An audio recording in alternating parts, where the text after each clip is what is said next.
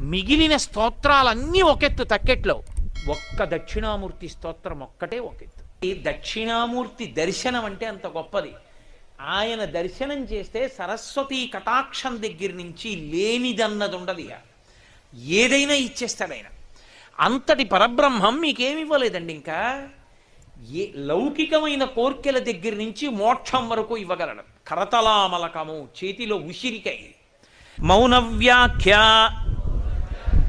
ప్రకటిత పరబ్రహ్మతత్వం యువానం వర్షిష్ఠాంతే వసదృషిగణైః ఆవృతం బ్రహ్మనిష్టైః ఆచార్యేంద్రం కరకలిత చిన్ముద్ర ఆనందరూపం స్వా